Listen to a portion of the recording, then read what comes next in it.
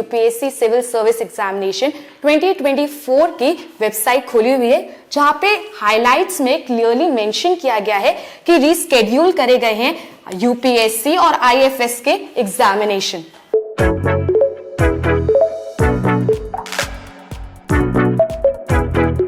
Hello everyone, मेरा नाम अनुष्का है। जैसे कि आप मेरे पीछे देख सकते हैं, यूपीएससी सिविल सर्विस एग्जामिनेशन 2024 की वेबसाइट खोली हुई है, जहां पे हाइलाइट्स में क्लियरली मेंशन किया गया है कि रीस्केड्यूल करे गए हैं यूपीएससी और आईएफएस के एग्जामिनेशन, जो पहले होने वाले थे 26 मई को, अब हो रहे हैं 16 जून को। यहाँ पे आप क्लियरली देख सकते हैं 26 मई लिखा हुआ है और अब 16 जून को एग्जाम्स होंगे। अब इस बीच स्टूडेंट्स के दिमाग में कई तरह के क्वेश्चंस आ रहे हैं कि क्या डेट चेंज क्यों की गई है, जैसे कि क्यों क्वेश्चन पेपर क्या हो सकता है चेंज, क्या उसके अंदर के जो कंटेंट्स है वो चेंज हो सकते हैं, जैसे कि करंट अफेयर्स, या फिर प्रीलिम्स का जो रिजल्ट है वो कब आएगा, कैसे आएगा, क्योंकि जैसे कि अब डेट चेंज हो चुकी है तो प्रीलिम्स का रिजल्ट को कभी कभी अगर देरी हो जाती है तो ये चीज मेंस में भी अफेक्ट कर सकती है। बच्चों की तैयारी के लिए कम समय मिल सकता है, क्या मेंस भी पोस्टपोन हो जाएगा, तो ये भी क्वेश्चंस चल रहे हैं स्टूडेंट्स के दिमाग में से। और फिर ये भी क्वेश्चन चल रहा है कि एडमिट कार्ड हमारा कब रिलीज होगा। तो आपके ये सारे क्वेश्चंस हम एक एक करके आंसर करेंगे, तो आप बने रहे हमारे साथ वीडियो के एंड तक। चलिए सबसे पहले आपको पहला क्वेश्चन का आंसर करते हैं कि यूपीएससी प्रीलिम्स के जो डेट है वो चेंज की हुई है। तो आपको बता दें प्रीलिम्स की डेट इसलिए चेंज हुई है क्योंकि जनरल इलेक्शंस जो हैं वो इलेक्शन कमीशन ने अनाउंस किए हैं। 18th लोकसभा के इलेक्शंस जो है वो अप्रैल तो जून के बीच में होंगे, जिसकी वजह से हमारे जो यूपीएससी के सिविल सर्विस के प्रीलिम्स के एग्जाम है उनको शिफ्ट कर दिया गया है, पोस्टपोन कर दिया गया है। अब दूसरा, क्या क्वेश्चन पेपर अफेक्ट होगा इससे? तो आपको बता दें कि ऐसा कुछ भी नहीं होगा। आप जैसा तैयारी कर रहे हैं आप वैसे ही तैयारी करिए, कोई उसमें प्रॉब्लम नहीं होगी आपको। और क्या कहते हैं, मेरा मानना तो यह है कि आप मॉक टेस्ट जैसा सॉल्व कीजिए, नई इंफॉर्मेशन रिटेन करने की जगह जो पुरानी इंफॉर्मेशन है उसी पे ज्यादा फोकस कीजिए। चलिए नेक्स्ट क्वेश्चन पे आते हैं।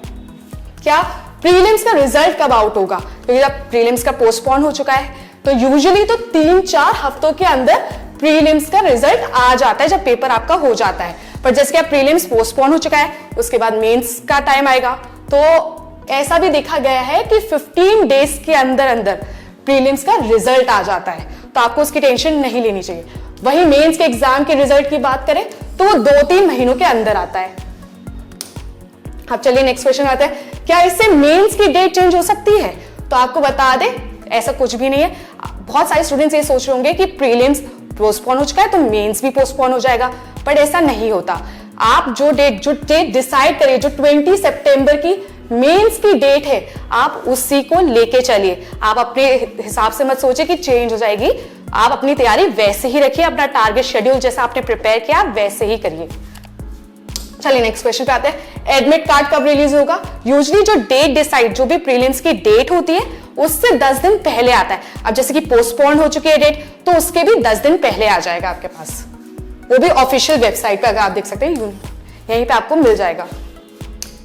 हम नेक्स्ट क्वेश्चन पे आते हैं। नेक्स्ट क्वेश्चन की जगह आपको एक थोड़ा सा ब्रीफ देते हैं कि वैकेंसीज कितनी होती है। जो कमीशन ने अनाउंस करी है वो टोटल तो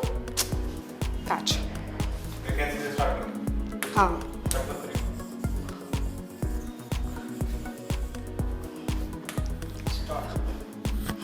अब चलिए वैकेंसीज के बारे में बात कर लेते हैं। मुझे पता आपको पता होगा, बट हम फिर भी आपको फॉर फर्दर इंफॉर्मेशन बताते हैं कि जो कमीशन ने जो अनाउंस करी है वो 1056 है फॉर सिविल सर्विसेज, वहीं आईएफएस के लिए है हमारी 150। यहां पे आप देख सकते हैं ये कमीशन ने अनाउंस करी है। नेक्स्ट एलिजिबिलिटी क्राइटेरिया के बात कर लेते हैं कि यूपीएससी के स्टूडेंट कौन कौन एलिजिबल है अगर उनको आईपीएस, आईएएस, आईएफएस सर्विसेज में आना है। तो आपको बता दें सबसे पहला तो मोस्ट कॉमन होता है कि आप एक भारतीय नागरिक होने चाहिए, यानी इंडियन सिटीजन होने चाहिए। दूसरा, आपके पास एटलीस्ट ग्रेजुएशन की डिग्री होनी चाहिए, वो भी एक रिनाउंड रिनाउंड कॉलेज से होनी चाहिए। तीसरा, आपकी एज लिमिट जनरल कैटेगरी वालों के लिए 21 to 32 होती है, वहीं ओबीसी और एससी और एसटी के लिए इसमें रिलैक्सेशन मिला हुआ है। ओबीसी के लिए 3 इयर्स का रिलैक्सेशन है, वहीं एससी और एसटी के लिए 5 इयर्स का रिलैक्सेशन है, मतलब उनके पास 5 साल और दिए गए एक्स्ट्रा कि वो अपनी प्रिपेयर कर सके। नेक्स्ट, अब अटेम्प्ट्स की बात करें कि यूपीएससी 2024 अटेम्प्ट लिस्ट की बात करें तो जनरल और ईडब्ल्यूएस वालों को 6 अटेम्प्ट्स वो कर सकते हैं, वहीं ओबीसी 9 अटेम्प्ट्स और एससी एसटी के लिए इसमें बहुत अच्छा बेनिफिट है कि वो जितना चाहे उतनी बार अटेम्प्ट कर सकते हैं, यानी अनलिमिटेड अटेम्प्ट। वहीं यूपीएससी सिलेक्शन प्रोसेस की बात करें तो सबसे पहले आता है स्टेज 1 जो होता है प्रिलिमिनरी एग्जामिनेशन, जिसमें इसको ड्यूरेशन दिया गया है 2 घंटे का फॉर ईच पेपर। मतलब यूपीएससी में 2 पेपर होते हैं, पेपर 1 पेपर 2, जो 2-2 घंटे के ईच होते हैं। फिर लैंग्वेज दोनों पेपर की हिंदी और इंग्लिश में होती है। पेपर 1 जो होता है वो जनरल स्टडीज का होता है जो कट ऑफ पर्पसेस के लिए यूज किया जाता है। वही पेपर 2 सीसैट होता है जो क्वालिफाइंग इन नेचर होता है और और इसमें एटलीस्ट आपके पास 33% आपको चाहिए होंगे पासिंग होने के लिए, ठीक है। और इसमें नेगेटिव मार्किंग होती है जैसे हर पेपर में होती है, पर आप अवॉइड कीजिएगा कि आप गलत आंसर ना दें क्योंकि 1/3 इसमें आपकी नेगेटिव मार्किंग हो जाएगी। नेक्स्ट, वहीं अगर स्टेज 2 की बात करें तो मेंस आते हैं। जैसे आप प्रीलिम्स पास कर गए तो आप नेक्स्ट स्टेज पे आ जाएंगे मेंस पे, जिसमें 9 पेपर्स होते हैं जो टोटल इनके मार्क्स होंगे 1750। मतलब जितने आप 9 पेपर देंगे उनका टोटल है ये 1750, जिसमें से 2 कंपलसरी क्वालिफाइंग पेपर्स होते हैं। पेपर ए जिसमें आपको इंडियन लैंग्वेज में होगा, मतलब आपने जो भी चूज करी हो वो लैंग्वेज, जैसे गुजराती मराठी जो आपने चूज करा हो उस लैंग्वेज में होगा। दूसरा पेपर होगा इंग्लिश लैंग्वेज में, ठीक है, इंग्लिश लैंग्वेज में ध्यान रखिएगा। The copies of candidates who do not score passing marks in paper A and paper B will not be check for remaining exam. मतलब जो पेपर ए और पेपर बी में क्वालिफाई नहीं कर पाते हैं वो बाकी के एग्जाम्स नहीं दे सकते। वहीं अगर बात करें, our candidates will need to choose one optional subject for paper 6 and paper 7। इन 9 में से पेपर 1 से लेकर पेपर 7 तक होते हैं, जिसमें पेपर 6 और पेपर 7 वो ऑप्शनल का होता है। तो ड्यूरेशन हर पेपर की ऑलमोस्ट 3 आवर्स होती है। नेक्स्ट पे स्टेज 3 होता है इंटरव्यू।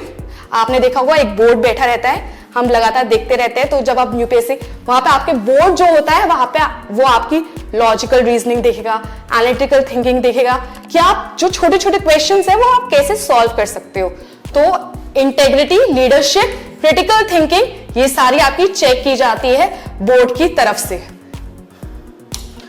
थैंक यू, आज की हमारी वीडियो के लिए इतना ही था। अगर आपको ऐसे ही और भी इंफॉर्मेशन चाहिए यूपीएससी से रिलेटेड, एसएससी से रिलेटेड या किसी भी टॉपिक से रिलेटेड, आप कमेंट बॉक्स में बता सकते हैं। अगर आपने अभी तक हमारे चैनल को सब्सक्राइब नहीं किया है तो कर लीजिए।